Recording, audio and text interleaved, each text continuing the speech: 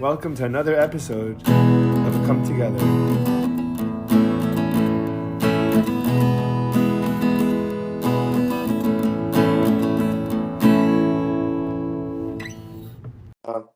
Miss Congeniality. Hey. Hi. Thanks for coming, dude. Thanks for doing this, Mendy. Yeah, I think we listened to that song 4 different times yesterday with 4 different artists. Ike and Tina Turner, Credence, and there's another one, I think. But hey. Hi. Are you into covers? I am. I love covers, yeah. I love covers because they're fun. They're fun little twists. When you hear a song that you've heard before, and then you're like, "Oh, this is cool!" Like, Yeah. I never thought about it. Yeah. What are some covers that are your favorite covers? So I guess what kind of started me on the cover journey was like Imagine Dragons did "Blank Space" by Taylor Swift. Cool. That's fun. Yeah, actually, it's really good. It's really, really good. And since then, any opportunity that I have to hear a cover, but it can't be that you just took the song and just sang it in a different voice. Like those covers, I'm like, well, the first one was really good. That's why I listened to it. You need to come up with a reason. You need to come up with a reason to listen to the cover. Yeah, the cover version, right? For sure. Yeah, yeah. It's also fun to see. Because I feel like when a band covers another band, it kind of shows their musical roots. Yeah. You know, and so like it's cool to see when like someone covers like Metallica will cover this like '60s all-female pop band. You know, like Sure. Sure. Yeah, you're like, great. You're like, what? Like, but like cool. Like I love it. Like it's fun. This guy Mick Lockey on YouTube. I don't know if I'm allowed to mention names. So no, sure, of course. Yeah, and so he does. Yeah, people will send him requests, but he does like covers of songs, but singing it as if he was the band. So they'll get one song and they're like sing it as if it was, I don't know, Metallica. Oh, cool. As if it was System of a Down or something. Is he good? He's great. Yeah, it's really, really good. I have to check it out. That sounds so funny. That sounds so much fun. Yeah, and then the Grateful Dead were pretty much just like they started just a cover band, and when they first got a record deal, the record company didn't want to give them. The record company was like didn't want to give them a deal. They're like, we went to your concerts and you don't sing any of your own songs. And they're like, yeah, but like we play our own way. Like we play our music our own way. And that's what people like about it, you know. And that's what they did. Yeah. I remember there's a few bands. Now it's funny that you say that. I guess maybe that's like a thing that people do because like there's a band called I Prevail, which I started listening to on Spotify. But I started listening to them because of their covers, right? But now I listen to their actual songs, right? Yeah. And I'm like, oh, they got great vocals. You know, the guitarist is great. Like I like the bassy drum that they have going on. And then you just kind of go into it. Yeah. So I wonder if that's like an approach. It is. It's definitely. That's the way I got into the Grateful Dead to begin with. Was that there was this? So I was into Springsteen. Yeah. I was a Springsteen nut for years. I think I overdid it a little bit because I can't listen anymore. Bruce Springsteen. So I've never got into his music. Yeah, but I feel like everybody who is like. Yeah. You know, there's very few people that are like in the middle about Springsteen. You know, people either love him or they're like, he's fine. So he has a song called Atlantic City, and the band covers it. And I was like, that's cool. And then I came across a band called Joe Russo's Almost Dead, which is a Grateful Dead cover band, and and they were covering Atlantic City too. And I was like, oh, this is cool. Like they're taking like a 4-minute song and they're jamming it out to 8-9 minutes. It's awesome. And then I was like, I don't know what. And then I was like, wait a minute, this is Grateful Dead. This is what Grateful Dead music is. Like, I was like, it's so weird, man. Especially because like all the cover art was always so weird and so like yeah, funky, you know, so strange. It was like off-putting almost. So that's what got me started on the Dead to begin with. But so yeah, covers are fun. I think they're really cool. So yes. Nobody knows what song we're even talking about to begin with. Yeah, dude. Right from people know my music. My students have like roll their eyes. I try to show them like it's so funny because I teach in Chafetz Chaim, like a very religious, right-wing school, and these kids aren't doing homework. They're not going home and reading The Great Gatsby, So like, I mean, maybe under the covers at night. I can ask them to, but like, I think that what are they doing actually? I'm curious because like kids today are like you out and they're on their phones, right? Mm-hmm. But imagine in an ultra orthodox school, like they're not. They're not. Right? It's amazing. So what are they doing? What is like? They're in school a lot. If they're not reading and they're not on their phones, they're in school a lot. Yeah. They're in school a lot. They're in school from like 8 to like 7, 8 o'clock, maybe 8:30 every day. And then they get home. It usually takes half an hour to get home. They eat dinner, and they literally like probably hang out for an hour and go to bed. Wow. They don't have a ton of free time, and I don't think there's 30. Sorry. Yeah. Wow. Okay. Yeah, 7:30 between 7:30 and 8:30, depending on whether or not there's night seder or learning at night. And I think they do it on purpose. I think that you provide a lot of structure and there's not a lot of space for deviation. And I actually think that there's something to be said for that for sure. As long as within that structure that you're in, there's enough room for them to like have their own like time and self. Do they have electives and things like that? They do on Fridays. Okay. And listen, the English classes are not. I have all the freedom I want with my what do you call it, syllabus, whatever. Yeah. So I think that the teachers that they hire, they give opportunities to just teach whatever the teacher's interested in. Great. Yeah, which is probably, out of all the things you could learn, it's a great method to get a teacher to teach well. It's like, hey, man, you just teach what you're interested in. And like, oh, like, yeah. I'll be generous. I feel like you're generous. Yeah. Like I'm sure for a subset of the population, it's true that like there are some people who are very motivated. I grew up ultra orthodox, so for me, I had some really amazing teachers like you're describing. Mm-hmm. Who, but it was not the norm. It was the exception, right? It was like a teacher who taught us. He was teaching another class. He was teaching a grade above me. And I was kicked out of class because I was just I was bored. Yeah. And so he said, go sit in his class because he couldn't keep me in the hallway. They weren't allowed to keep me in the hallway at that point. And so I went to sit in his class and I was sitting in and I'm answering questions and I'm like engaged in the lesson. And he's like, who's this kid? Like, what is this? So after class, he comes over to me and he like, he reaches out to my mom and he stayed in touch with us for years after that. Really? Yeah, because he was like, okay, well, poor kid. Like, yeah. It was, what class was it? So it's like they had an English teacher and a Torah teacher, right? It wasn't like so he taught everything. Gotcha. Yeah. I forgot about that. Yeah. What grade was that in? That was sixth grade. Yeah. I was in sixth grade and I went to the seventh grade class to sit in. And then the next year, my mother, I guess, with his suggestion and another family friend, moved me to Yeshiva Flatbush. Like from I was in Bab Yeshiva Ocean Parkway. Cool. Yeah, hopefully I could see, but but the school didn't. It was wild because they were doing their best, but the school like did not have a budget, and they just they had the building, but like there was no heating in the classrooms. It was like holes in the It was in the winter you'd wear a coat, like you couldn't, and there were holes in the ceilings, like because there was no the ceilings had like tiles in them. Mm-hmm.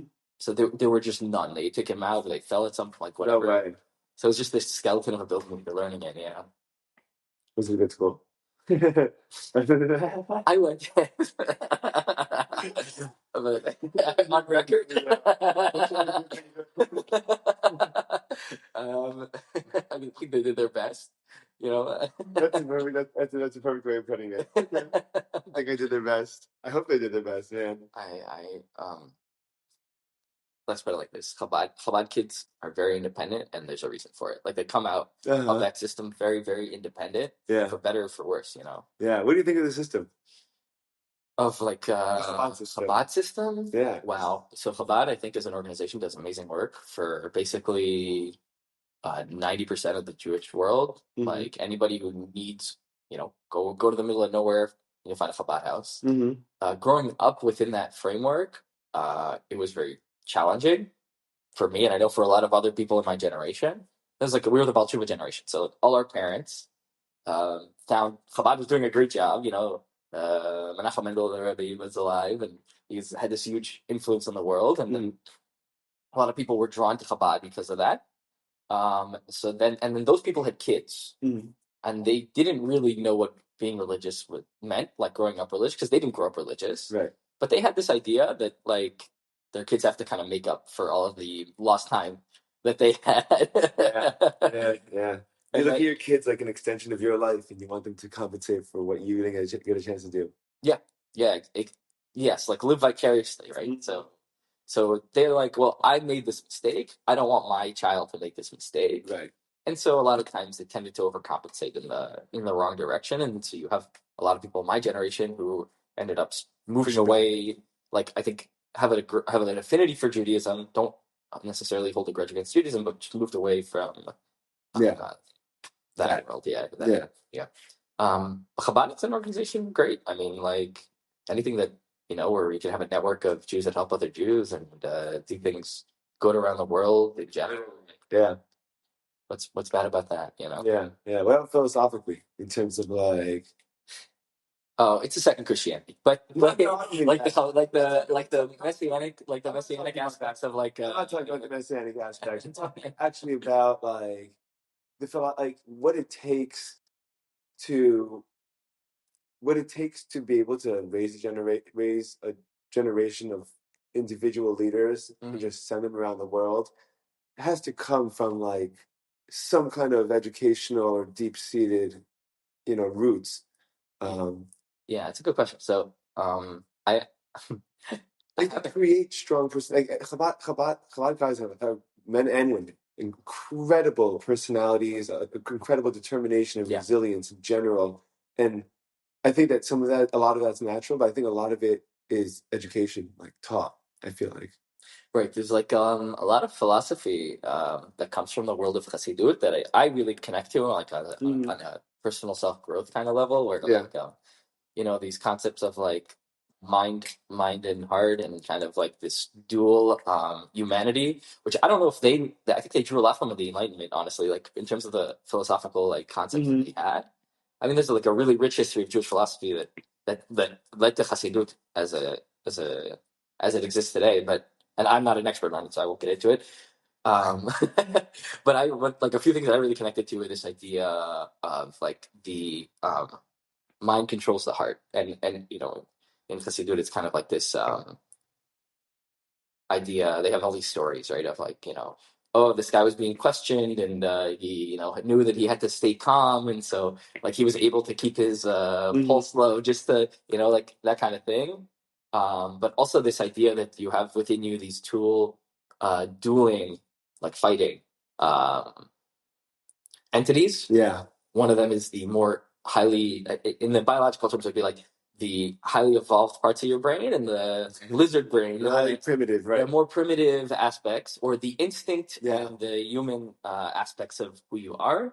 And that the goal in Chassidut isn't to destroy the more primitive aspects of your identity, but to co-opt them into serving God, right? Right. So maybe not in the serving God aspect, but so if you're going to have to eat anyway, you may as well do it in a way that is more conscious, intentional, elevated, right? Correct. And you could eat anyway, but it's better to be more. Yeah, or like the idea of like, hey, if you're hungry before davening, eat. Like it helps you focus. Go for it. Exactly. If that's what's gonna help you serve God, then go do that. Like, don't ignore. Don't be like, I'm just not gonna eat and I'm just gonna starve. Be like, go eat and then go daven. Like, what's wrong? Makes sense. So for me, but I really like taking that and moving it into like your own personal life, where you have like, I don't know, all kinds of, aggression, sexual drive, all these things, laziness, right? Yeah. Laziness is the worst, dude. Well, I mean, but laziness is such a good evolutionary thing. Why? Because it conserves energy? Because you're did you know you have a gene in your body during development that limits muscle growth? That limits muscle growth? Limits muscle growth. Okay. Right? Why would that be the case? Because you don't need that much muscle. Because you don't need that much muscle. And in people that have mutations in this gene, essentially what happens is they're born, depending on the severity of the mutation, whether it's in one or two copies of their gene, they're born with enormous muscle. Like the babies are born with muscles. Animals, this is true for all mammals. Like animals that are born with this have enormous muscles, right? but it's very wasteful, right? Like it looks cool, but the most important thing, like 1,000 years ago, was energy conservation, right? Like you needed to be as good as you need to be for your environment, but no more. And that's true, like now, right? So your brain, that's how your brain's wired. I'm going to put in as much energy as I need to put in for like what I need to do to survive, but then doing extra is like almost, it's bad, right? It would be bad. It would be bad, right? You would be wasting a ton of energy and effort on things that you didn't have the energy to what? You get sick from that. Your body breaks down from that. Exactly. And you wouldn't have enough food for it, right? Like, literally. Just, so we're like undoing these like things, that were right. Or let's say anxiety, right? Anxiety definitely has a phenomenal evolutionary purpose, right? Like it's development of consciousness or like awareness, I guess. The cost of being wrong, is up here, right? Yeah. Like that, really high, right? Yeah. The cost of being right is marginal, right? Like sometimes it'll be good, but it's never going to be so good. But like you're really wrong once, you're dead. Yeah. Yeah. So in that sense, anxiety is great. Like everybody should have a little bit of anxiety. Yeah. Totally. It's a tool. It exists for a reason. If the family gets out of hand or when it causes stomach flow. What do you call it? A rummy tummy? The anxious poops. That's a little bit less evolutionarily useful. I know it is, because then your body's like, hey, I don't know what's going to happen in 10 minutes. I got to poop right now. Right. I don't want to be, I don't want to be something chasing me. Yeah. It's like, let's empty the system out. Yeah. Did you know that? Oh, but I have PWPs. Like pre-wedding poops. Pre-run poops. Yeah. Anytime you like get a little anxious, your fight or flight kicks in. You're like, all right, get out the system. Let's. So interesting. I didn't know that. That's cool. So, but is this stuff you're studying now? Is this tell me about your education. Your education. Hi, everybody. My name's Mendy. We didn't even do that part. Yeah. I'm 30 years old. I moved here. I'm currently living in Israel, in Rechovot. I'm studying. I'm doing a PhD now in cellular biochemistry. Yeah, I have a master's in biochemistry, and my undergraduate's in biomedical science. But like throughout my scientific career, which is still in its infancy, I've been very interested in evolutionary stuff. So how you can use evolution to understand basically anything, and for me specifically aging. And so I like to look at aging in the lens of evolution, but also how do you do that? What's an example of that? How do you do that? So, for example, if you want to understand like why animals die at the age that they do, right? Like, let's say throughout life. Wait, let's go back to your original question. Because your original question was, do you think that chabad? We'll get there. Do you think that chabad does something special to train their guys? Yes. So I think what they're doing essentially is they're just training them to be disciplined, right? Yeah. Be disciplined. But that's one of the most important things you can teach someone. Yeah. Be disciplined and be not a leader, but be a yozem. Be a what is it called? Wow. I thought leader. Because that's what they do. They create leaders. But it's I guess leadership is a part of it. Yeah, being the ones you see, let's representatives. Yozem is to be Lizom is to what? No, is like if you created a startup or be entrepreneurial essentially. Okay. Gotcha. Yeah. So like be entrepreneurs. Go be entrepreneurs. Go, but honestly, like the guy you're seeing at the Chabad house, there were 100 people competing for that spot. Right. Yeah. It's not like a trivial thing. When they choose very carefully who they send where. It didn't happen by accident. Yeah. The most charismatic, most intelligent, guy ended up in California. Yeah. Like the guy in Wyoming. Really think about, okay, who's the group of people that this guy needs to appeal to? And I'm going to send there. Yeah, and you can tell for sure based on the community where you're going. Like, my grandmother lives in Aspen part of the year.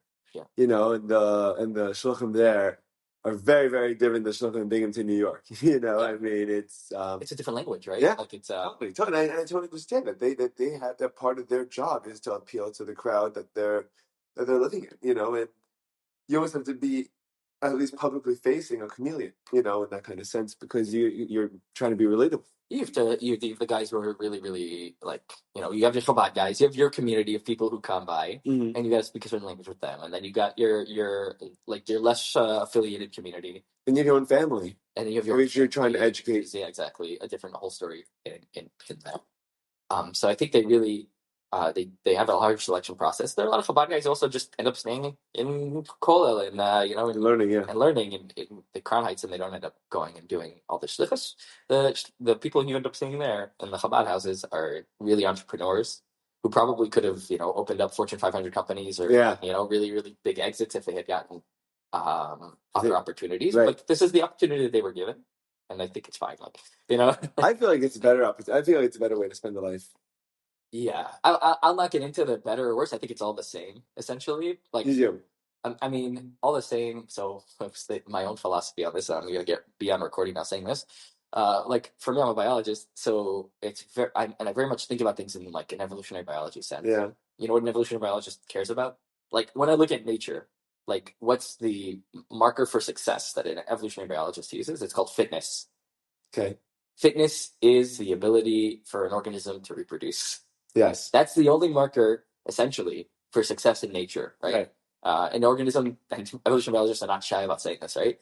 And it becomes awkward when you talk about, let's say, human reproductive diseases, and then it's a hard topic to talk about, right? But from an objective biological perspective, if an organism cannot reproduce, then that organism is useless to evolution. Yeah. It's not.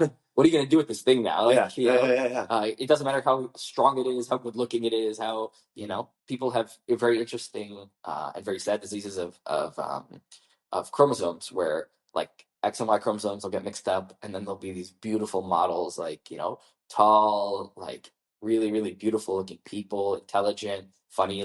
There's nothing wrong with them. As a human, they're beautiful human. Yeah. But they cannot reproduce. Yeah. They cannot have kids. And so, we had one of these discussions, and it's a hard topic to talk about because there's this, we as humans don't want to think of ourselves as just reproducing animals. We have greater meaning and purpose to our lives, and we like to ascribe that to ourselves. We found other reasons to live. Yeah. From a biological perspective. Well, can you even say though that one lifestyle would be more likely to create the environment that reproduction occurs as opposed to other? Meaning, you could say that part of what drives, let's say, part of the goal of religion, hypothetically, would be is to continue driving life and reproduction, right? And so all the communities are evolved around that, and so by entering that kind of world, you're objectively entering that kind of biological world where you are giving yourself the best chance to succeed. Yeah. So I definitely just see it as strategies, right? Mm-hmm. And I think this can also inform how you approach different cultures, different ideas, right? At the end of the day, there's no better and worse necessarily. There's what works. And I think, let's say, this can also be an argument for why ethics and morals can exist outside the framework of a strictly religious framework, right? Right. Where it doesn't it can also be true that God told you these things and that they're true because there's a higher power that believes them to be true and wants you to do those things.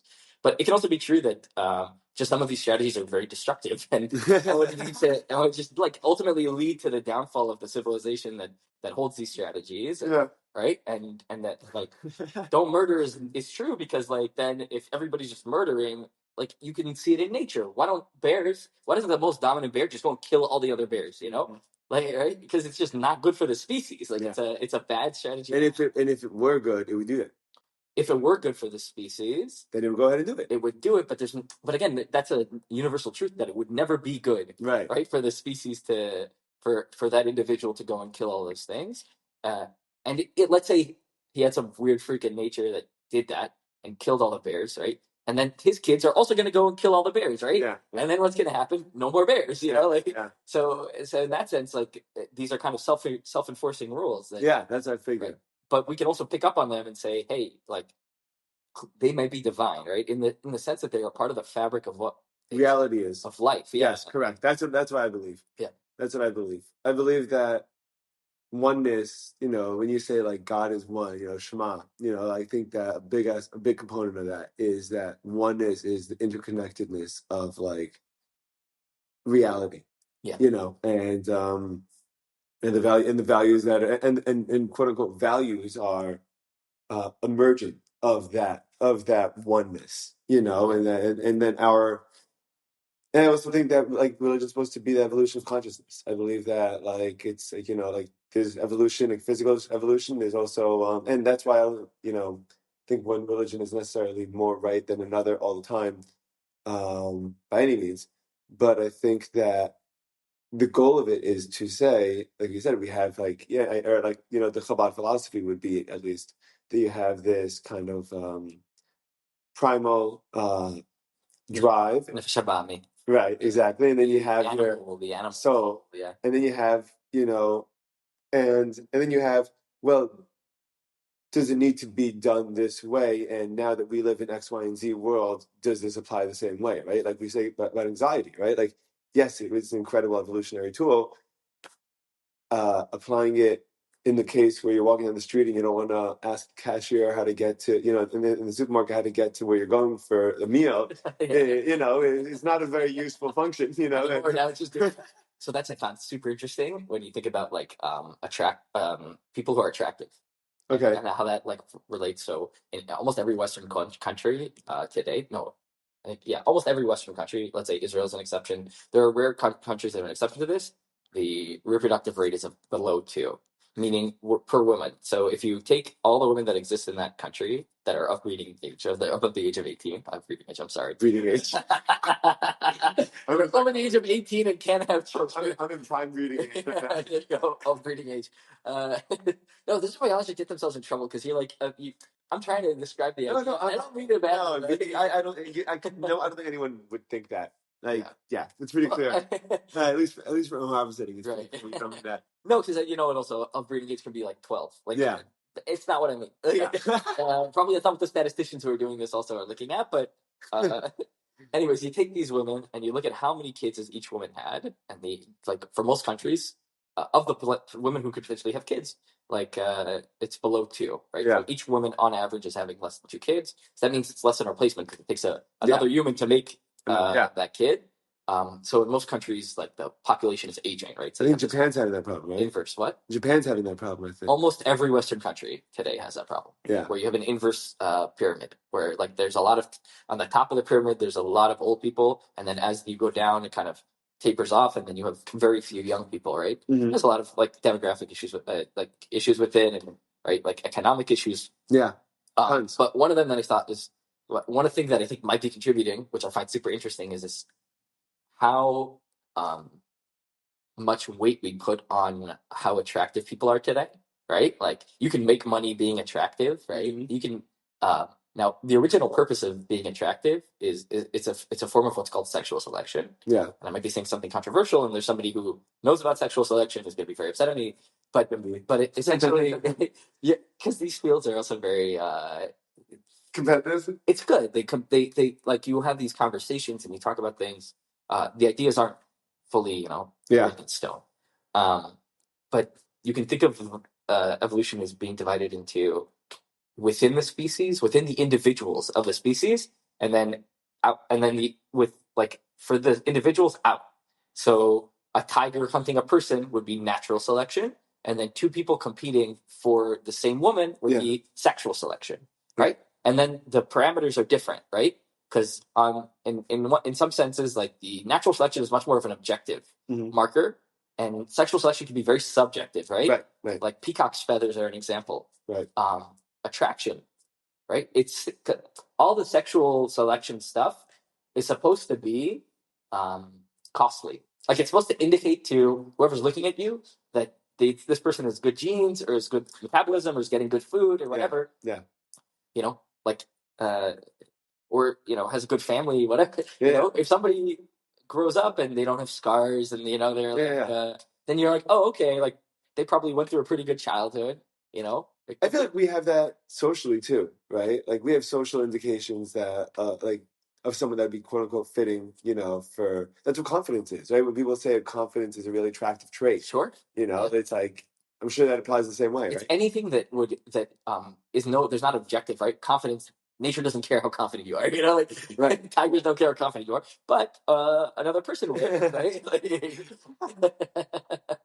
Like all these are confident. I don't know. You say that confidence serves a purpose in terms of sexual selection. That they would say that are you I don't want to use the word confident again, but sure of yourself, Sure.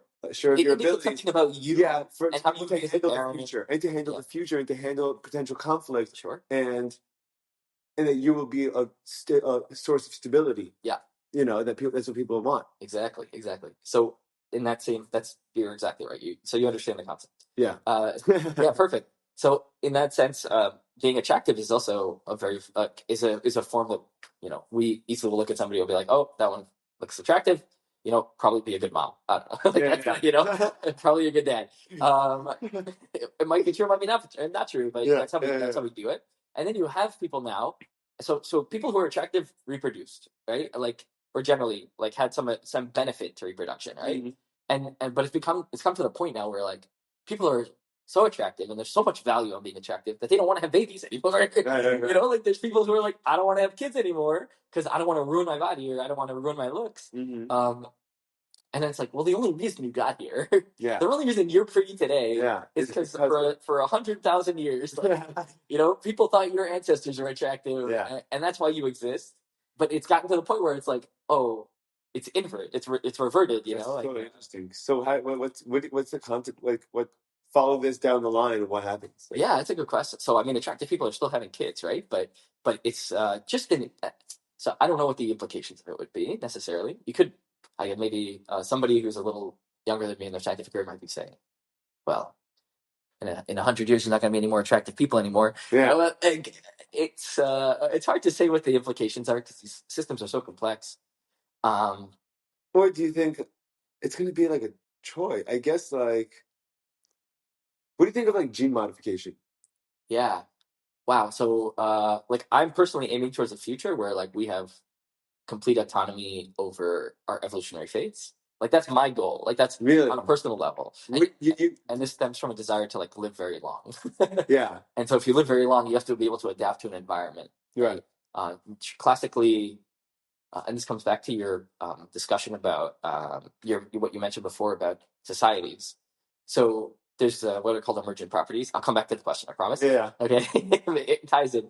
So there's these emergent systems, right? So societies, let's say, are a kind of evolutionary being, right? They're a unit of selection, you can call it.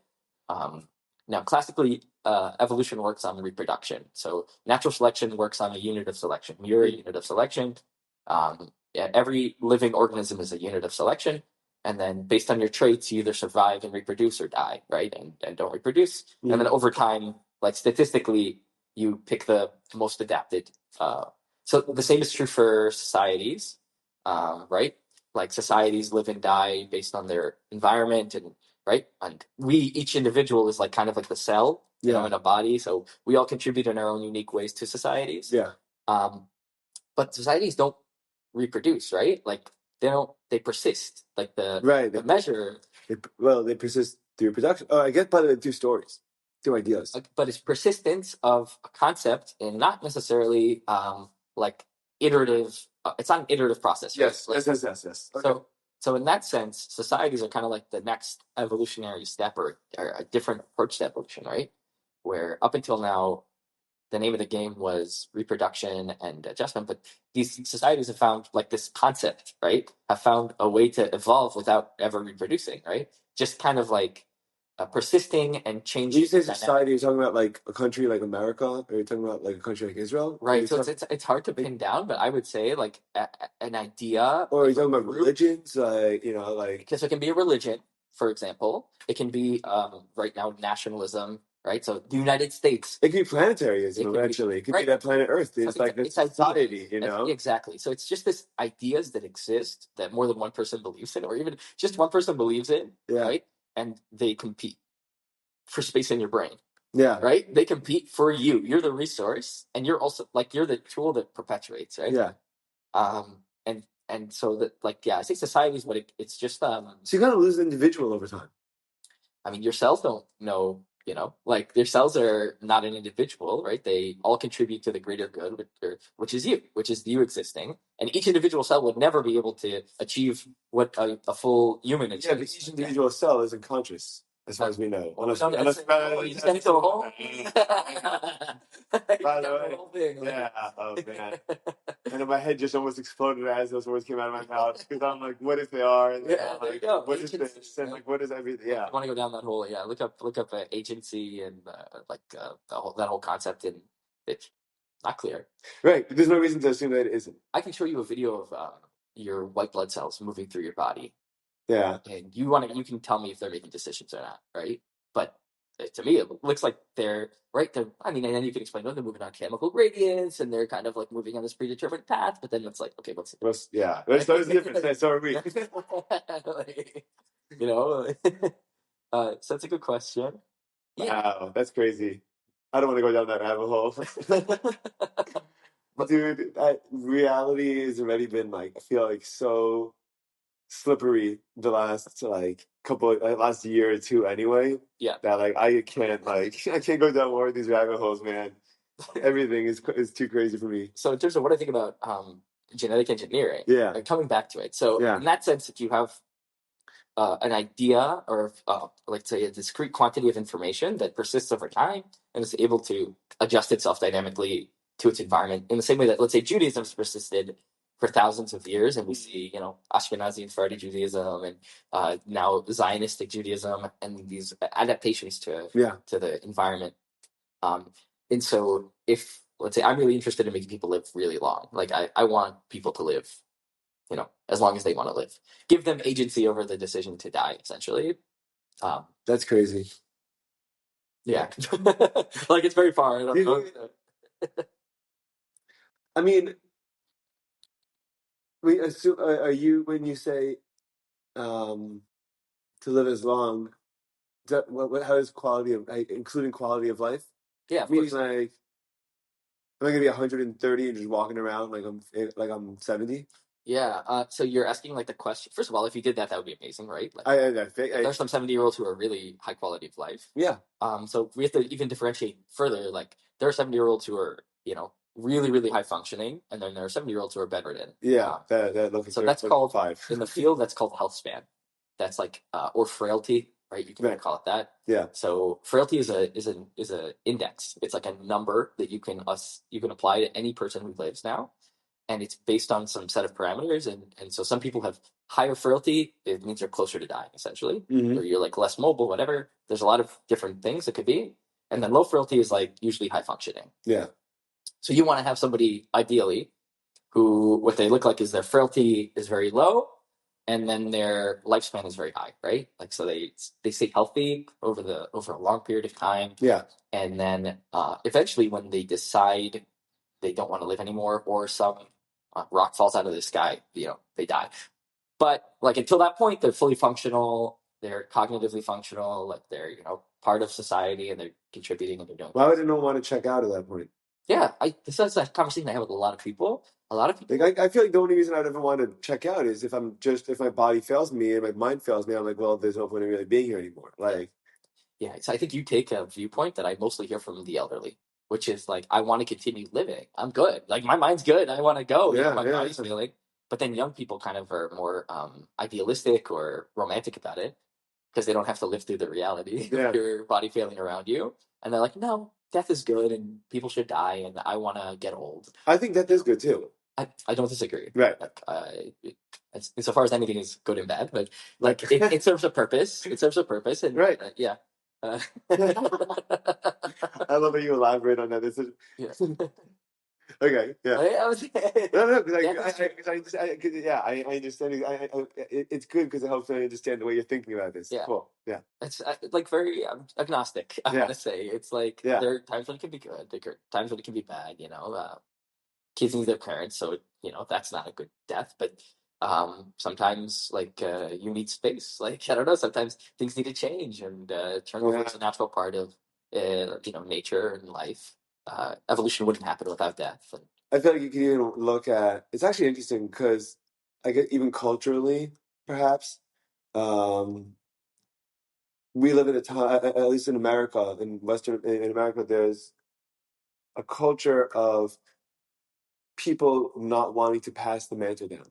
Whether that's in politics, whether that's entertainment, whether that's movies, like the top movie stars. When's the last time, like, the same movie stars from the early 2000s or even the 90s or 80s are the people that are dominating the screens today, and they don't want to pass the mantle down to an actor that's 17 or 19 years old. Yeah, and somehow they look the same. Yeah. Are they trying to give it them? You're gonna have to find out for the purpose of research, dude. And then like music too, and like and you have bands like Springsteen and and the freaking Rolling Stones, like, dude, what are you doing still, And it's like it's crazy, but I feel like that also prevents innovation. That also holds back creativity. That also holds back, new, like, what made these people great to begin with was that they were the explosive voices of the new generation. Yeah. And now they're not letting that go. And that's about one of the benefits of death, For sure. Like, I mean, people classically, when I talk about age, longevity research, people are like, okay, but they're dictators. Like, they're going to live forever. Yeah. That's, the only thing we have going is that eventually they'll get old and die. Yeah.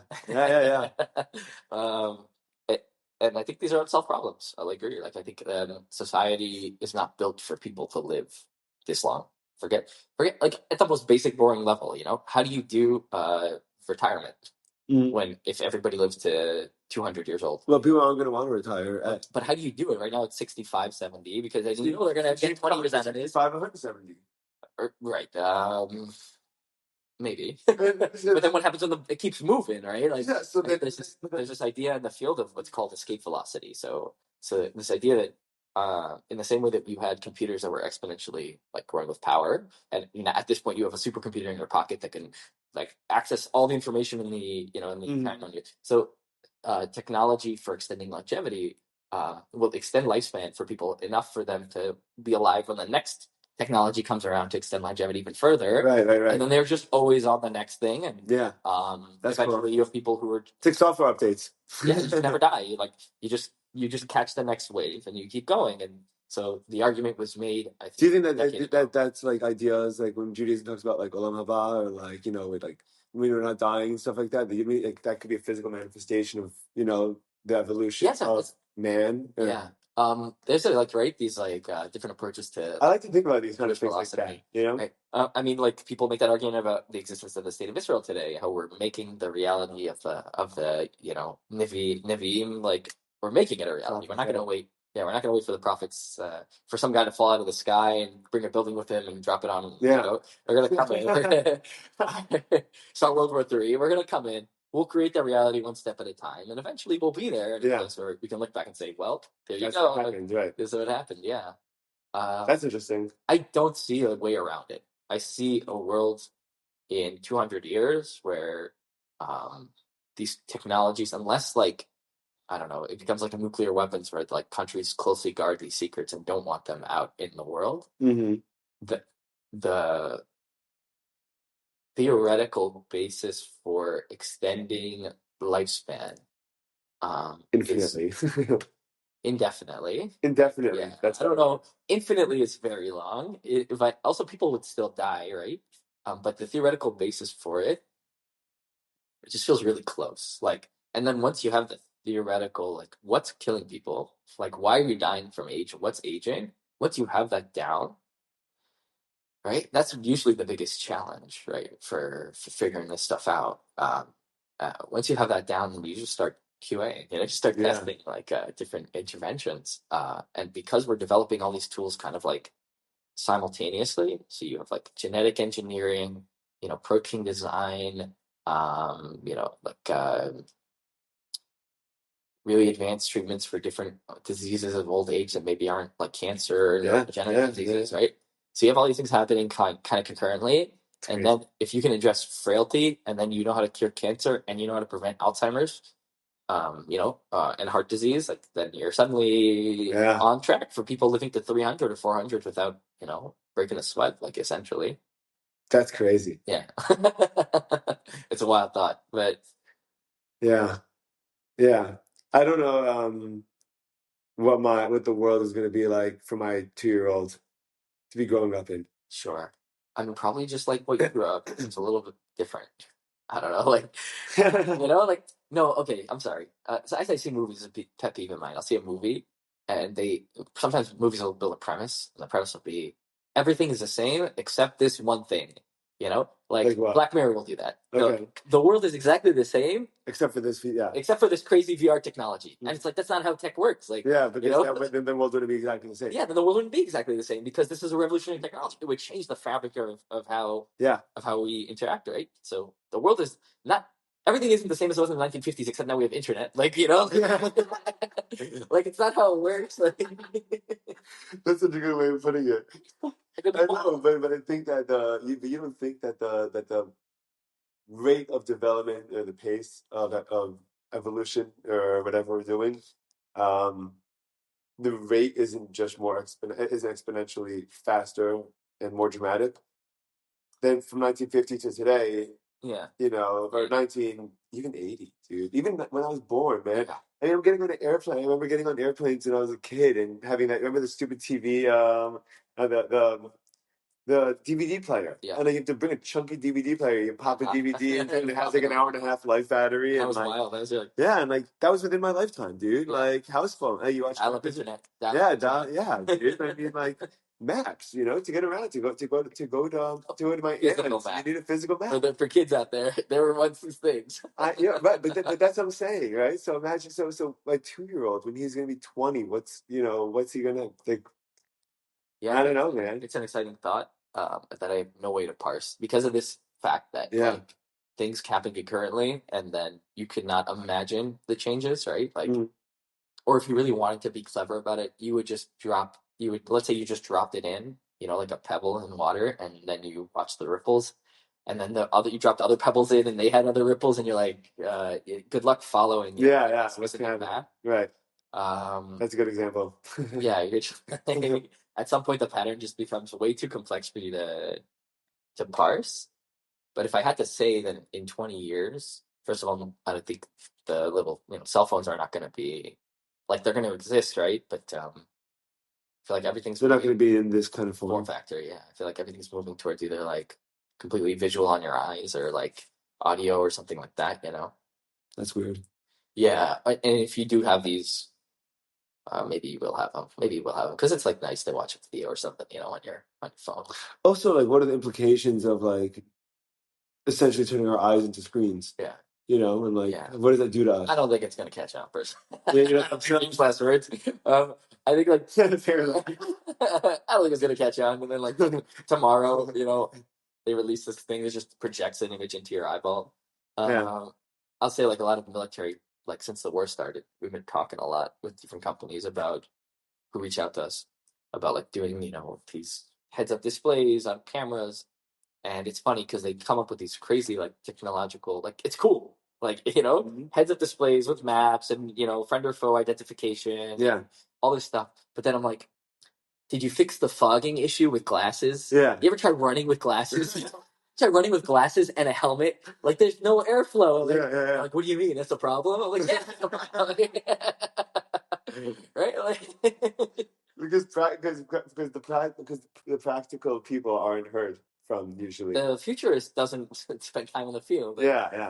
So I have a hard time imagining what the future of technology looks like, but the future of biology, I can say with a lot of confidence, is going to involve genetic modification. It's going to involve, we're on like the verge of a revolution in terms of drawing treatments and things from nature, so proteins. What do you think of like artificial wombs and stuff like that? Like, look, if that can come, that's like the next, right? That's the emancipation of women, right? Like that's like in the way that I don't know if you ever heard about this, but like 100 years ago, I don't know if it was 100 years ago,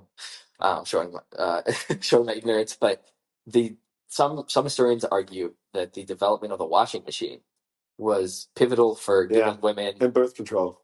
Washing machines had birth control in terms of like their massive, physical anatomy. But washing machines is like, why washing machines, right?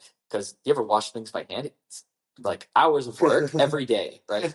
And so giving the women the freedom suddenly to not have to do that freed women up to go get an education, or go take part in the workforce, or go be a part of, right? And I know in science and technology today, and in high level fields, women will not go into those fields because they want to have kids. Yeah. And you have to make a choice as a woman. You have to decide, am I going to be a mom, or am I going to be a professional? And those things, society structures them to be mutually exclusive. Mm-hmm. And that's probably, if we're getting back to the issue of births in Western countries, that's probably also a big factor. Yeah, certainly. Right? Like we can encourage women to be professionals, to be strong and independent, and they should be. But then we have to structure our society around the biological needs of society, people, of people like who are humans and want to have kids. You know, the Weizmann Institute has a daycare in the institute, so a mother can come, drop her kid off at daycare while That's she's amazing. nursing, go work in the lab, take 10 minutes off, go nurse her kid, and come back to work. That should exist in every single big office. No, but really, it should. It really should. Like, it should exist in every big office building. Like, we just pretend like, and also the breaking down of family units, right? So it used to be that, it used to be, like up till 200, 300 years ago, you lived with your grandparents and your brothers and your sisters and their kids. And so there was always somebody to take care of the kid. And the expectation today is that you and your wife are the only two people who are on a consistent basis going to be the caretakers of your children. Yeah. And that's hard. It is hard. It's really hard. Yeah. That's not a trivial statement. And then you give them more responsibility. You say, and now you also have to work, and now you should do all these things. Yeah. So one of the things that I was reading a book called The Anxious Generation. Yeah. And one of the things he was talking about was that in today's world, and this is not a benefit for parents, but that it's a massive problem that has to be solved. That when we were growing up, parents or adults had trust in other adults, at least in America. Actually, I think Israel is way better about it. Yeah. But I think it also comes from being a Jewish state, where there's someone almost like, obviously, there's bad people everywhere, but there's a little bit more of a sense that, like, if your kid will go by himself to school, I'll say even on a practical level, like, people don't know me walking around in the street, but they know that there are people out there who are defending their physical existence in this place, and that there's not a few of them. There's a lot of them out there. Yeah. And so, like, on average, it just raises your trust a little bit in random strangers. Right, that too, right. But that's enormous. But one of the things he was saying is that, so for a parent, we used to look at the world like you're raising your kid and you have a bunch of allies that are other adults that are helping in everyone's best interest to try to help. So, like, if you go to the supermarket and you lose your kid, you watch my kid for me for a second. Yeah, exactly. Or someone come up to you, hey, or someone will come to a kid, hey, are you lost? Do you know where your mom and dad are? And then let me take you. But nowadays, everyone is considered a threat. Everyone's considered a danger. So now it's not you and adults working together to raise a family. It's you against the rest of the world, and you have to raise a family, and that's a lot. That's a lot to juggle. And parents burn out, and parents have a hard time. And then not even that, they don't want to have kids. They don't want to have kids. A lot of people are like, and then if they do have kids in this world where everybody's an enemy, Yeah, well, that too. And then also when you have kids, and then, you know what? I don't want to trust a babysitter, so I'm going to pop them in front of a TV or let them be on the iPad or their phone for 14 hours a day. Yeah. And that can't have very good repercussions either. Or like you're living really far away from your parents, right? So in Israel, it's very common also that you rely on your parents for a lot of things. Like they're common watch. It's really societally accepted that your parents are going to be babysitters. Yeah. Like once you beautiful, by the way. It's beautiful. It's how it should be. It's how it should be. It's evolutionarily how it was, right? Yeah. Like that's why parents live past the age of reproduction. No, really, like what's your use? Like, you can't make it, like, the reason you live is so that you can help your kids raise their kids, and then you're helping yourself, right? Like, evolutionarily. Yeah. That's a huge theory for why humans live so long, is because we're these social animals, teach each other, and we help each other out. We increase the fitness, right? Of the chances of success. And then when you it's recent, right? You move away from everybody in your life and you move out to the middle of nowhere, and now you don't know anybody, you can't trust anybody. Mm-hmm. Well, of course, women aren't like being a part of society, or they're choosing not to have kids. Yeah. Or they're choosing to be part of society. Who can blame them? And then they're just not having kids. Right? Yeah.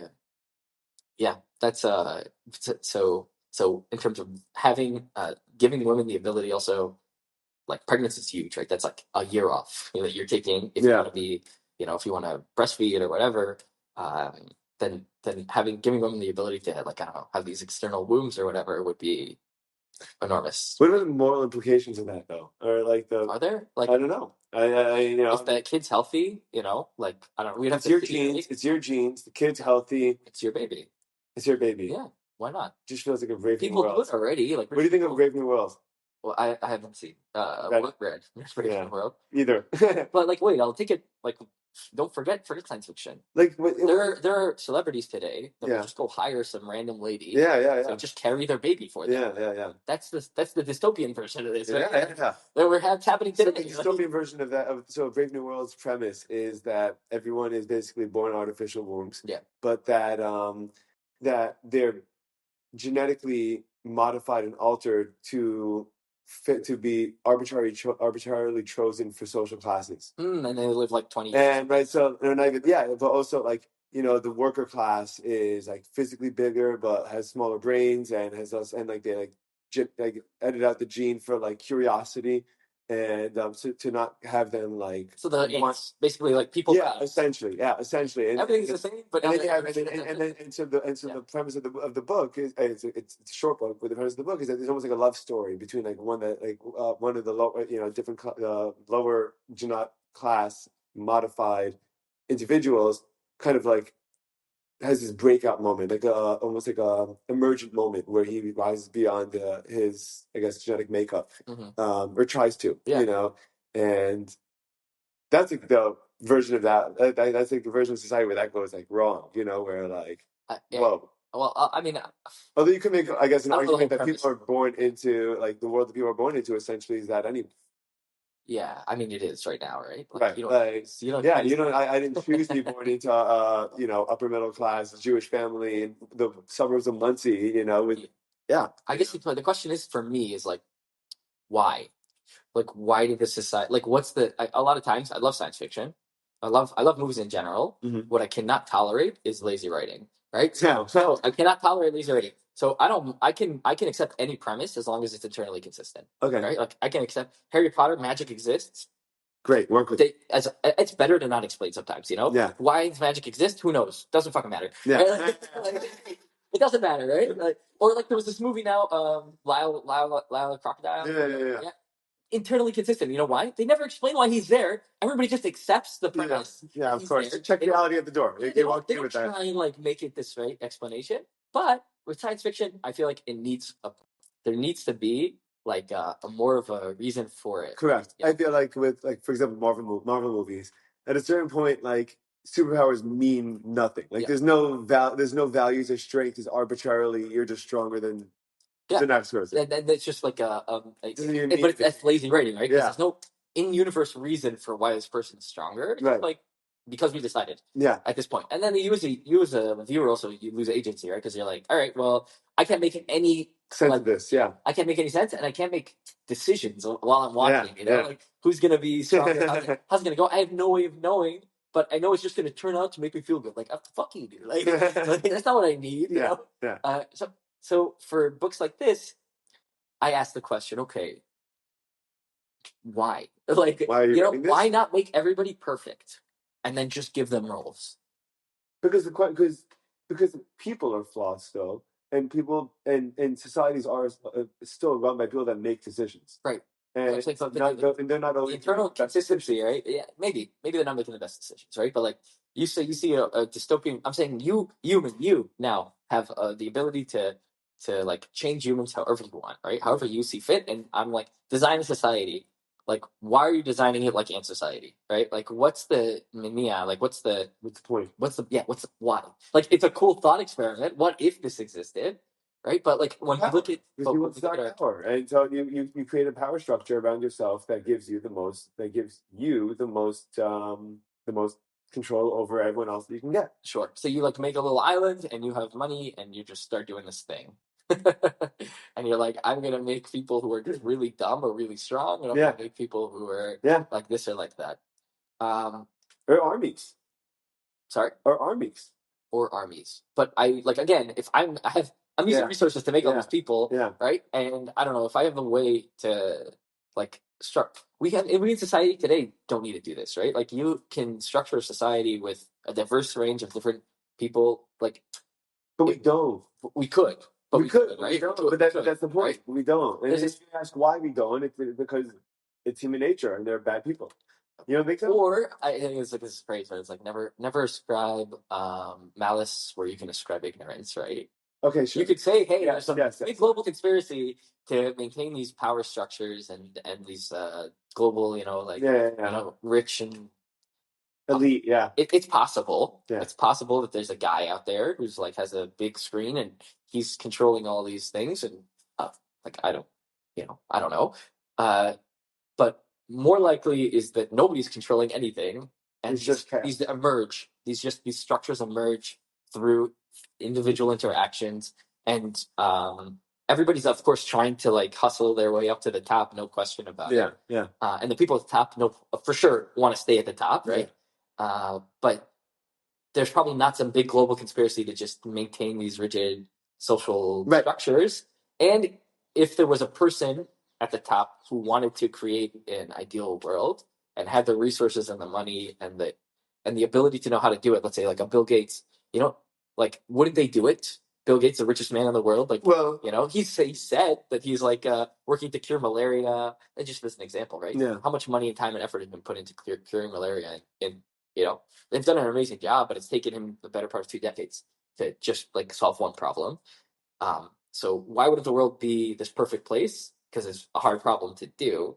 It'd probably be equally hard to structure it, specifically in the way like that you would describe it in this book, right? Like, yeah, but we have experiments we have we know for certain it's been declassified. The CIA studies like large, I guess group psychology in the sense that how do you get to get 99 agents to influence 1,000 people? And that it's like almost like a 1 to 10 ratio of the impact that you could have that almost even snowballs as it gets bigger numbers. So they would chatbots and like whatever. Right. I don't think that the chatbots too, by the way. And I don't think that. So I don't think that I think that I don't know if there's a quote unquote global conspiracy in that kind of sense, but I think that if the CIA hypothetically wanted to do mass damage or obtain mass control or create a mass narrative,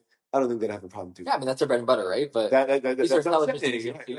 That's what I'm saying. That's my point. So like you're saying, like, I mean, they could be pulling strings, and again, to what extent are they going to be controlling?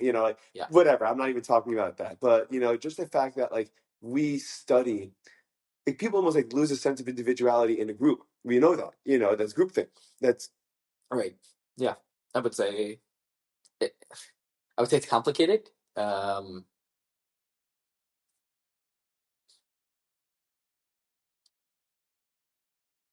People lose their sense of individuality in a group is something that I think a lot of people are sort of conscious of, and I wouldn't say it's so much lose their individuality as much as give up their individuality. Sure, there's no like fine. Let's say magical force, you're right, but the consequence of the day is the same, which is you walk away from you're at a rally, you're at a protest, and you do something, and you walk away, and you're like, I can't even believe I did that. That was I can't believe I said that. That was I can't believe I behaved that. That wasn't. That's more like the mask effect, right? Like when you put on a mask, you'll suddenly behave. Yeah, sure. It's more like I'm lost in the crowd and nobody sees me doing this. Right. But that's the point. So listen. So I don't know that I'm beyond being controlled. I don't know that if you tell me that. Even if it's something positive, even like a concert, even like a minion, like a show function. I definitely could be swept up in a moment and kind of lose. I think or give up. You're cognizant of it, right? So I think that for a lot of these there's a buy-in. We talked about this like yesterday. Yeah. I think there's a lot of these there's a buy-in of like people kind of maybe some people aren't conscious of this themselves and they just kind of go with whatever's happening around them. But for you, at least, there's for sure going to be a moment where you're like, do I want to do this or not? Right. And then, okay, once you've made the decision to do it, no problem. That's on you. Yeah. But you know, well, like, you know, do I answer Amen and davening? You know, like, yeah, you should. Like, if you want to. But for me, I guess I think I'm the same way. Also, like, I think about it, and I'm like, you know, sometimes I won't clap because I'm like, I don't want to clap. Like, you know, good for these guys, but I'm not interested in doing that. Your question is like, is it possible to like just take a technology and turn it into this dystopian future based on like how you influence like the masses, or at least attempts to? I don't know. I mean, I don't even think it's a question. It's just thought. Something to think about. Yeah. Thought. Oh, we should definitely be careful the way the internet's structured today. So a big part of like how like any you know, biological or like living animal works is like signal filtering, right? So if you took every single input that existed and always were processing every single thing, you would go crazy and you wouldn't be able to make decisions. Right. And for some reason, I mean, not for some reason, the internet is still like very much in its infancy, and we have no good way of processing garbage, right? Like everything comes in and it's all equal. You know, you can have a guy who has like. I think we're learning that. I think we're learning that. Like that's what you are as an individual are, but no, there's an industry called clickbaiting, yeah, right? Which is the study of what would get someone to. This would jump out from the junk. Yeah. You know, and so like you're disregarding everything else and you're focusing on the headline that is in all caps. Right. Aging doctor says that's even worse, right? Because you build a filter in your brain about like what's relevant and what should be clicked on. Right. And then there's a whole field now that's adversarial, right? That's like that's right. Now trying to get you to click even though you know that you shouldn't click. Yes. I had that like 5 times last night while I was scrolling. So I genuinely think that there's not going to be a way around this. Either countries at some point in the next 2 decades are going to have to start just filtering the internet, like saying nobody on the internet from Vietnam or I don't know North Korea or Russia is allowed on the American internet. Like it's just going to become these like discrete bubbles of internet. Or there's going to be some sort of ID verification system on the internet that you're going to have to go like have. Yeah. Where like you become a citizen of the internet or I don't know what. Cool. And you just have your ID, your credentials, and everything. And there's that's really also for your statements. Wow. Like, right? Because what keeps you civil? Like, yeah, seriously. Why don't you go in the street and just yell at people because it'll fucking punch you in the face or you're in prison or I don't know. Yeah. You know, so they like. There's nothing to create a world of repercussions because right now we don't have any. There's 2 things. There's 2 problems. One, there's no punishment if somebody makes a bad prediction, and that needs to start happening because like it's a zero-sum game, right? If I make 100 predictions and one of them works out, I could say I can ignore the 99 that didn't work out and point to the one prediction, and that's how people make a career of that. Yeah, sure. And then that ends up messing a lot of other people up. Yeah. Right? How many times have you heard that Israel is people are going to starve in Gaza tomorrow? For the last 2 years, I can probably, if I wanted to view this, I want to pull up all of the headlines on this. I promise you there are over 200 over the course of the last 2 years. Yeah, definitely. Right? And at this point, if you look at the statistics, Gazans are doing better than most of the world. I'm not saying they're comfortable, but in terms of like the statistics of how many people died of hunger-related disease, like things, on 2 orders of magnitude, they're doing better than the rest of the world. 2 orders of magnitude? That's the difference between a 1 and 100%. Like, so yeah, that's like, yeah. You can do this math yourself. It's like relatively easy. You just like divide the number of people that die in the world of hunger each day. 25,000 people, by the way, a huge number. That's insane. Yeah, 25,000 people die a day every day of hunger or hunger-related diseases. Of hunger-related reasons every day. And then so you take that number. This is both UN statistics, so I feel confident in like making them. It's not from 2 different sources. And then you take the number of people who've died in Gaza over the last 2 years of hunger, and you can do the same. So by day, you divide it by the number of days, and you get the number of people who died in Gaza. Wow. Yeah. The math is very simple to do. It's simple. Yeah. And then you just get because this is called sanity check. So when you make a statement, you have to gauge it against some objective marker of reality. Yeah. And that's how you sanity check. And if you're in the ballpark, if it was like 2 times, then I would say we're in the ballpark. Like, like if half the number of people died in Gaza than the rest of the world, I would say, okay, like we're in the ballpark of starvation. But if it's the difference between a 1 and a 100, then you're not even in the same universe, Yeah. It's the difference between 100,000 and 1 million, Like, so 2 orders of magnitude, right? That's the difference. So the people in Gaza are not dying, right? So by 2 orders of magnitude, people are dying outside of Gaza from starvation than in Gaza. So that's as an example, right? But yeah, that's a crazy example, right? Yeah, that's a great example, right. So how many times have you heard that? I've never heard anything like that. Yeah, but headlines will have you believe that this is the worst humanitarian crisis, that people are starving, and just like on a random Tuesday in the rest of the world, it's worse. Yeah, like tomorrow is going to be worse. Tomorrow is Today's worse in the rest of the world. Today's already worse, probably.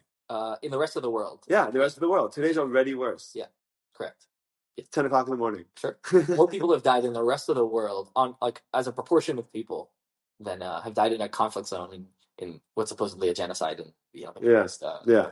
But that's just an example of bad predictions that have no consequence, right? So BBC is never going to pay a fine for each bad prediction they make, Right? Yeah, well, they wouldn't be in the business. They'd be out of business at that point. Sure, they would have to actually adjust their tactics to.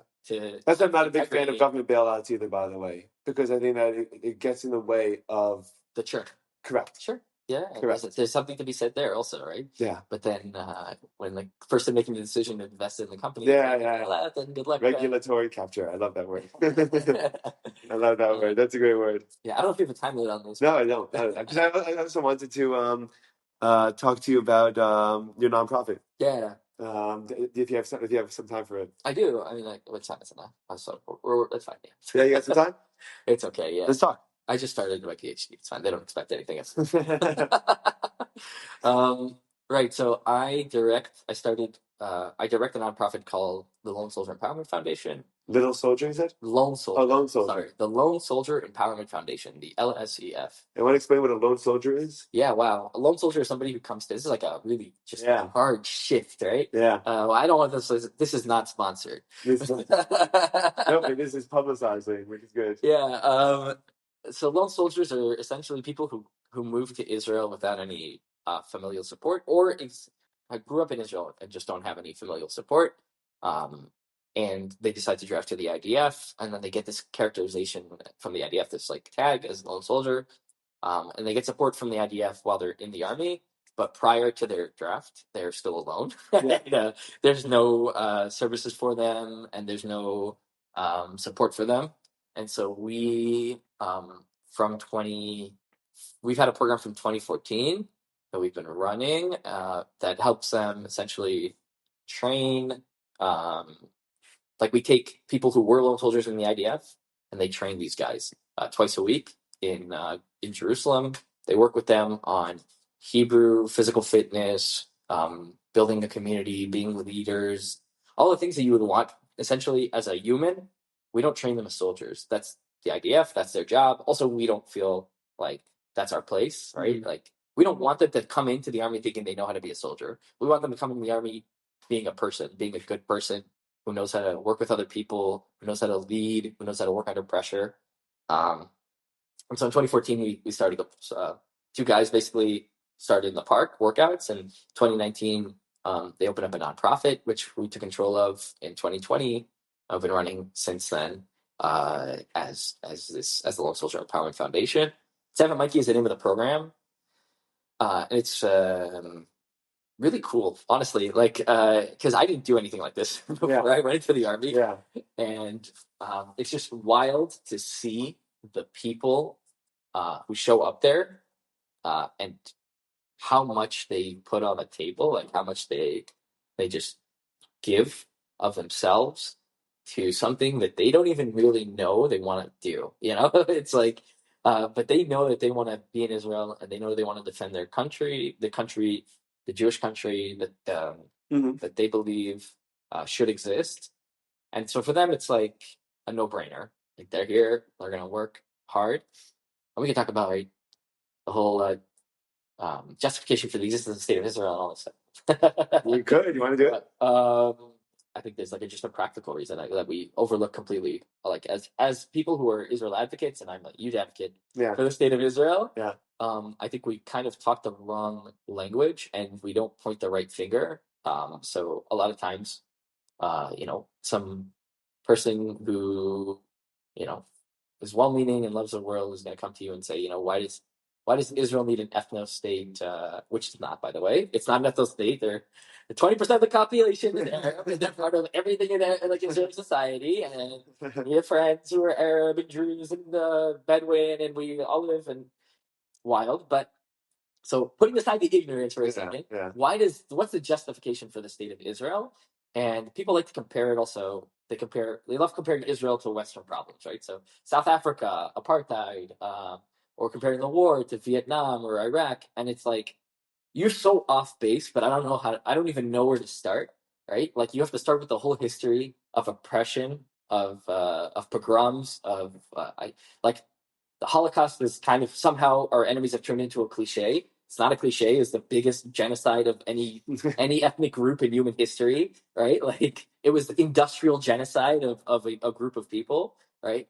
And Jews just felt a practical need for a place where they wouldn't just be murdered for no reason, like where they could, where they could make money and make something of their lives, and nobody would just kill them to take it, right? And so the state of Israel came into existence from a very practical place. And the decisions that are continually made that appear from the outside to be drawn from a place of being contemptuous. Yeah, like trying to be, let's say, maximalist. They say the terms you hear: maximalist. What is the when you think you're better than somebody? I'm just having a brain fart right now. Yeah. Okay. A lot of the elitist.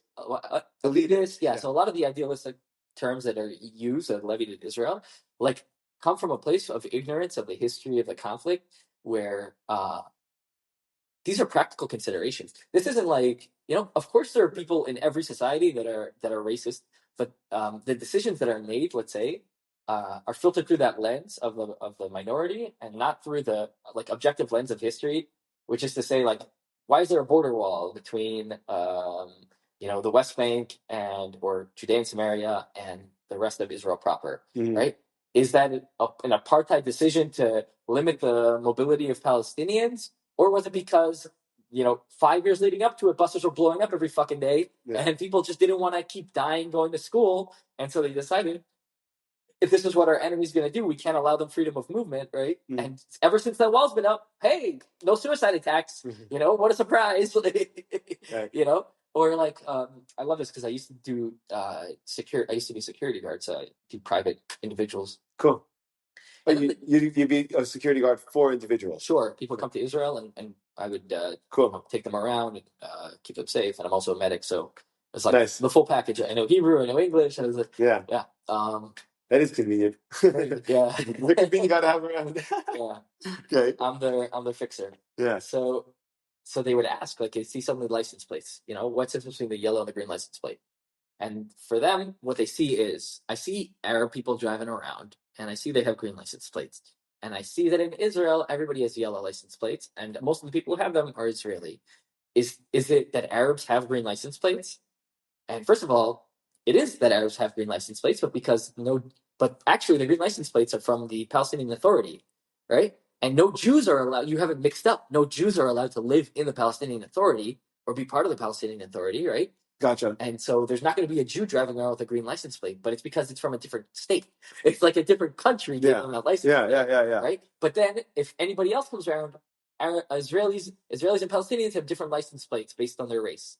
Right? Which is not true, because there are Arabs who drive around with yellow license plates, with Israeli license plates. Right. So not every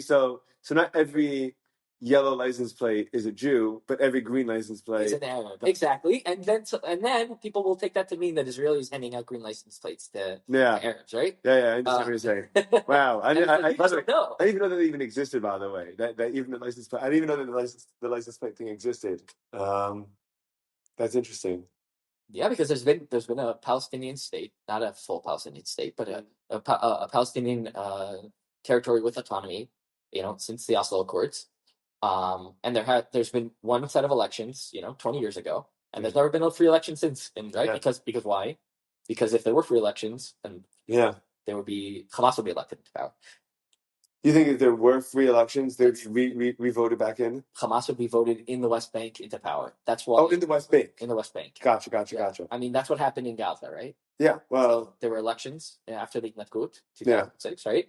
Do we know what the favorability is with Hamas in terms of the Gazans or the West people in the West Bank, Palestinians in the West Bank? highly contested whether the statistics are accurate. In Gaza, especially in the West Bank, very high. Very high. Very high. And just and That's not who you ask. and they're unhappy with the Palestinian Authority. They'd rather Hamas over the Palestinian. Right, it's kind of like it's like our elections also. See South Park. Yeah. That's South Park. Turd sandwich and like that. Yeah. It's kind of like for them, it's the same thing. I would say they're not happy with either choice, but in terms of the Islamic perspective on things, there are a lot of people who, these are statistics, so you can look them up. But yeah, I think Hamas, by most understandings on the Palestinian side, would win an election, and so Mahmoud Abbas, who's the Fatah, who's not Hamas, he's a different party, has not held elections since he was elected. So this kind of claim also that there's no Hamas in the West Bank that you hear sometimes is wild, right? I never heard that. Yeah. That there is no Hamas in the West Bank? People say, why is Israel attacking the West Bank? There's no Hamas there. Oh, and there is. And first of all, there is. And second of all, militants don't have to be a part of a particular political organization to pose a risk. Pose a risk to citizens of the state of Israel. And it's wild because all you have to do is go on the Instagram, find some of these pictures, these kids with like M16s and saying, I want to kill all the Jews. And it's not hard to find.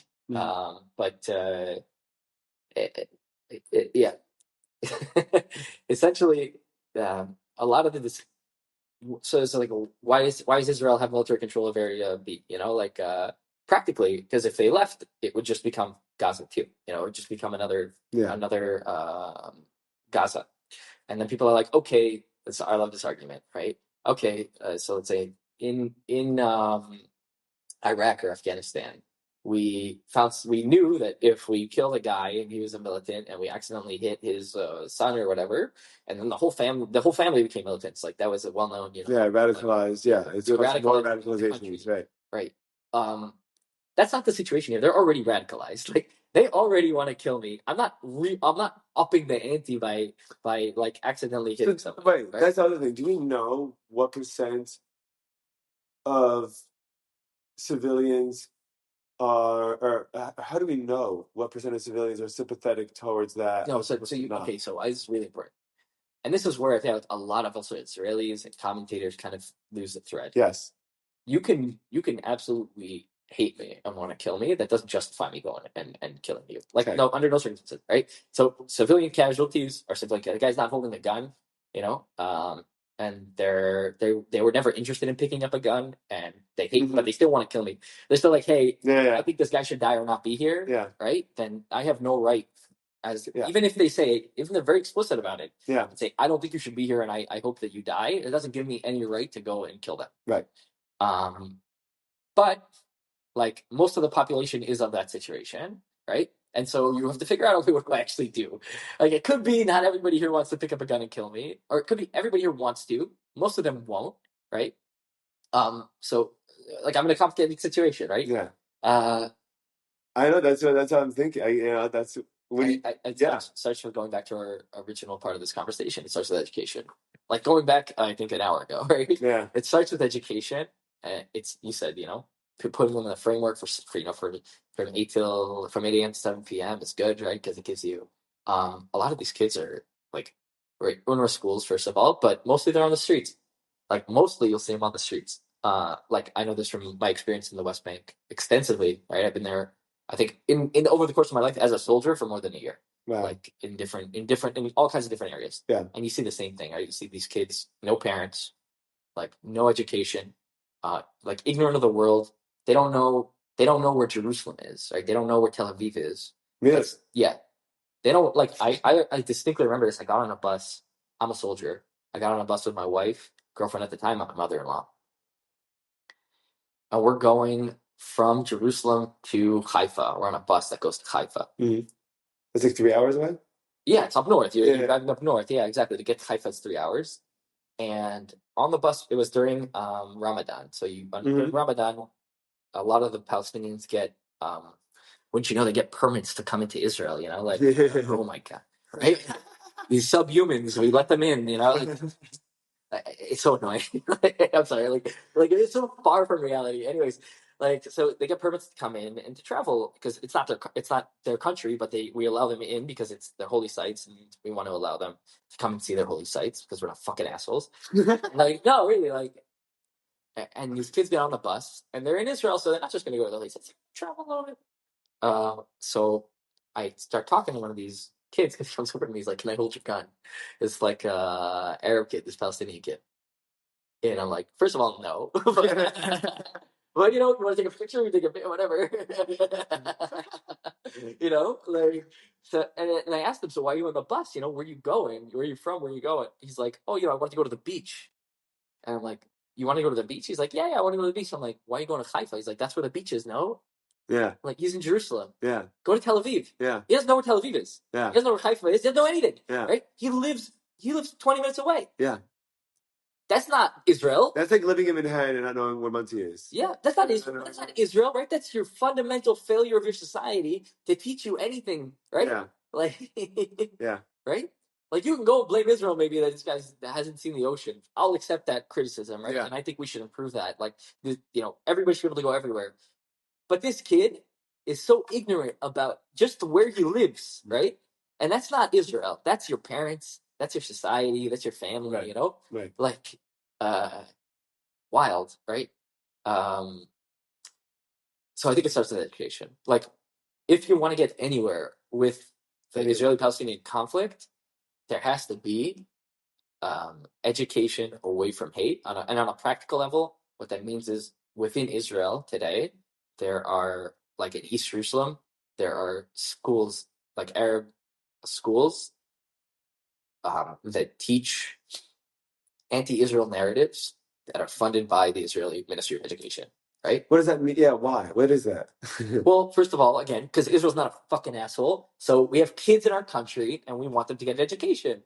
So that's an ikavon manche, right? Like in the same way that no kid should starve in a country, right? And no kid should go without an education in a country. Now we're dancing around a sensitive political situation where you don't want to be seen as somebody who's re-educating, right? You don't want to be seen as this group of people who's forcing an education onto somebody. Oh, interesting. Right? And so this is the kind of education we want to give. Damned if you do and damned if you don't. Correct. Because it's like, why are you propping up your enemies? If you really care about it, then why are you paying for their education? On the other hand, it's like, why are you brainwashing these poor people? Yeah. They're not entitled to have their own opinions. As Arabs are being damned forced if you into do, Israeli damned education system, right? So what happens is that we say, okay, we want these kids to get an education. We don't. By the way, this happens. I'm saying this specifically about the Arab sector, but this is true for the ultra-Orthodox sector, for the Haredim also, where we also allow this. We give them money, and then where do they go? They teach they teach information that's against the state of Israel, that's against integrating into society. Yeah. I'll say in both cases, right, they teach an education that limits your ability to integrate into society by teaching in a language that is not commonly spoken within the greater society of Israel. So in the Haredi systems, it's Yiddish.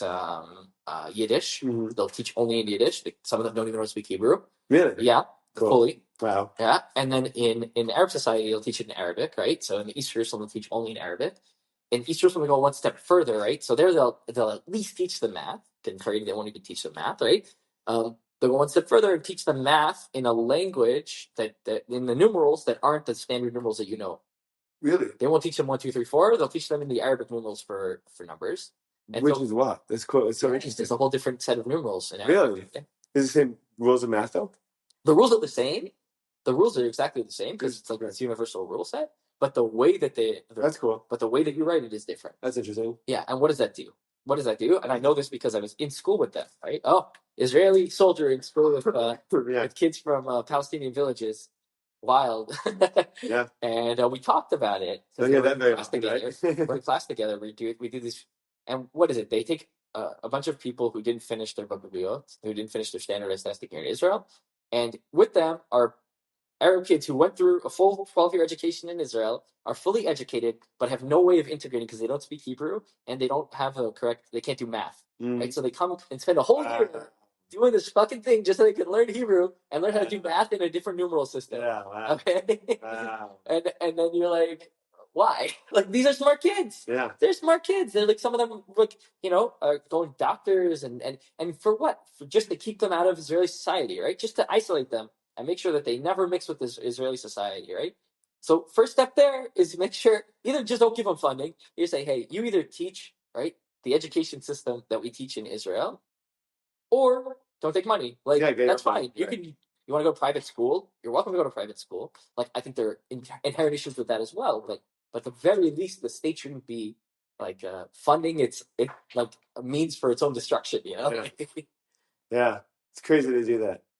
It's interesting. But again, damned if you do, damned if you don't. Yeah, exactly. Oh, what? It's racist. You're not funding these schools that are the Arab schools. No, it just happens to be the Arab schools that are teaching, like, hey, by the way, you go talk to these kids.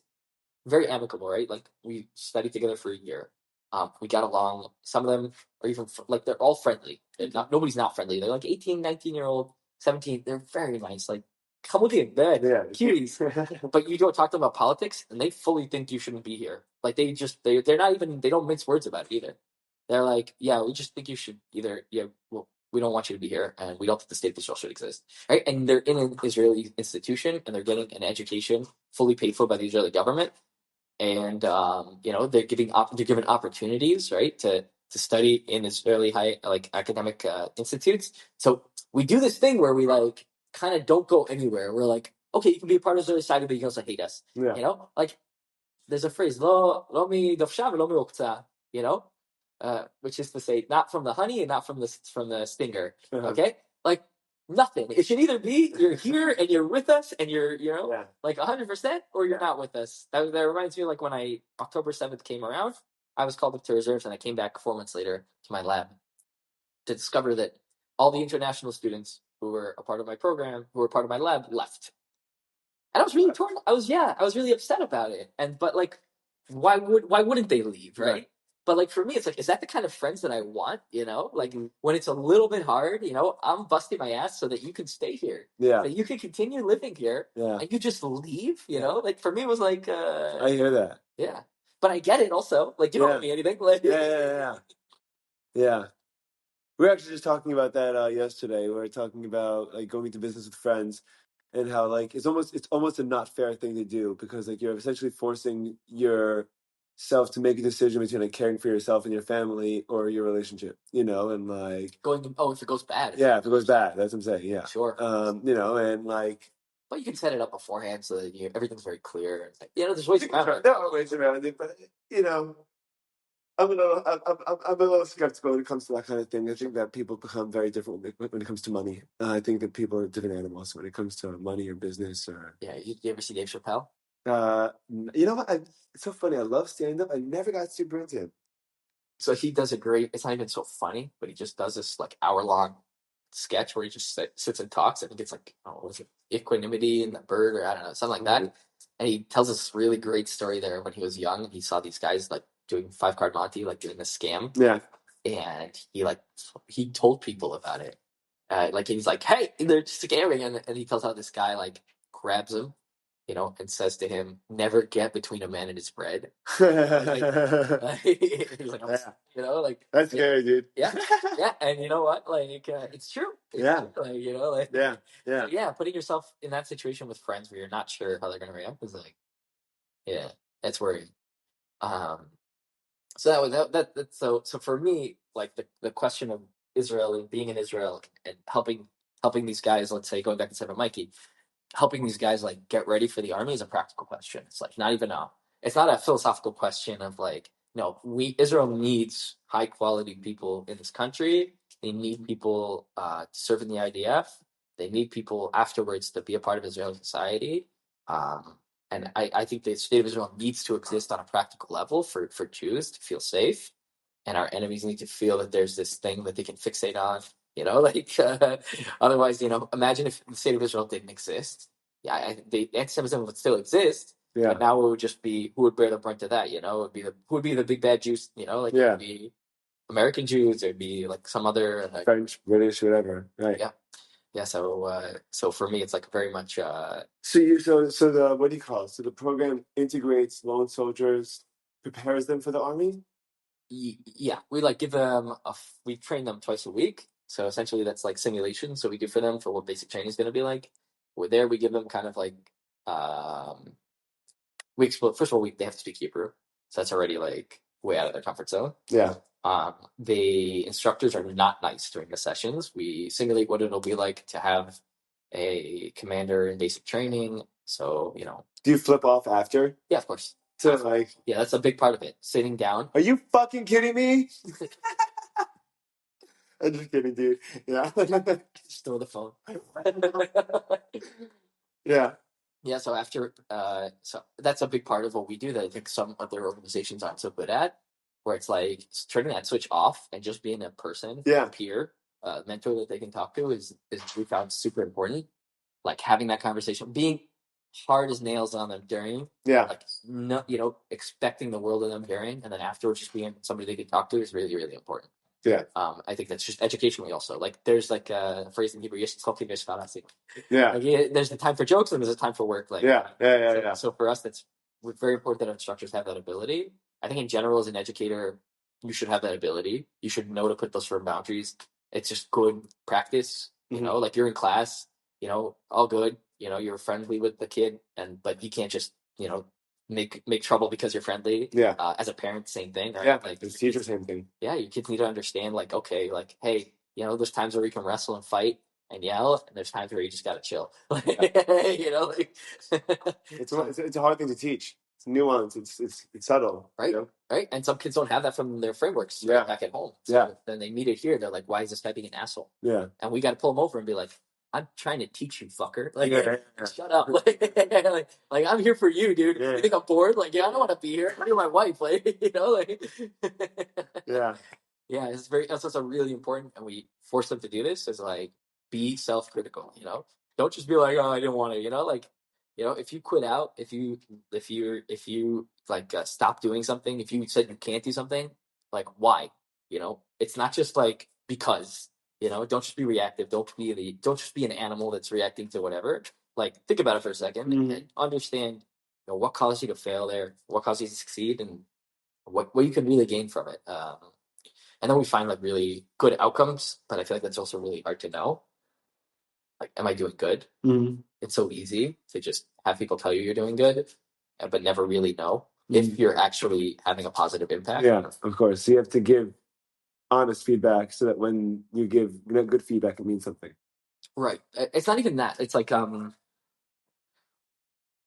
there's a fine line between giving people tools and making people overconfident, especially when it comes to drafting to a foreign military. So we see it like very quickly.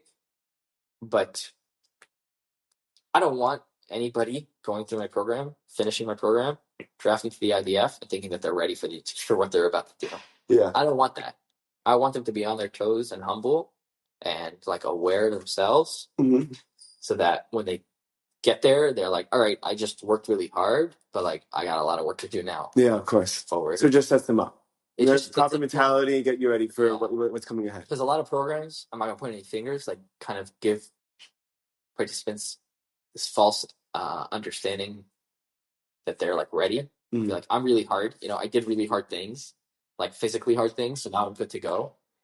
And then I feel like that's the worst, because then they come in, they're like, I'm so fucking hard, I can do anything. Yeah. And these Israelis are bitches and they can't do shit. Like I'm playing they're saying every day, right? These Israelis like, and it's true, it's a conscript army. So and these Israelis can't do anything.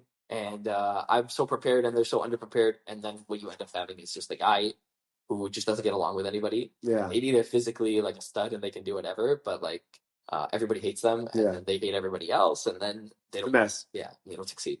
Yeah. It's like I maybe jumped a few steps there in the logical. No, I hear. But that's just an example, and I'm sure. Yeah. You, as an educator, can also think of examples of things that maybe you're doing that might like maybe give your students might be helpful, but then you're maybe not so sure like what the actual outcomes are. For example, like hey, take a day off. Could be helpful. And it could not be. Right. You would have to check, right? Yeah. Go a year later and look back and see like, okay, what were the grades like, and how did that work out for me? Yeah. Yeah. It's awesome. It's awesome to think about. It's an awesome program, dude. It's an awesome idea. It's Yeah. really cool. Yeah. TevaMikey.com. Check it out. Yeah, I'm going to. Okay, dude. Let's call it here. Just because Everybody's up. everyone's up and about. There's tons of fun. Yeah. This was long. This was like an hour. Yeah, dude. There's a lot more I wanted to even get to, but we're not going. Oh my God, I'm sorry. Yeah, it's okay. We'll get to it next time. But this is a lot of fun, dude. We should we'll do it again, I hope. I would love to. And when you have proper mics. We have proper mics, yeah. I'll do. How about this? I'll get a proper mic if we're doing it on the phone. If you have a proper mic too, so our audio quality is okay. Fair. That? Yeah. I'll do it. I'll do it. Okay, dude. Thanks so much for doing this. It's a lot of fun. All right. Bye, everyone.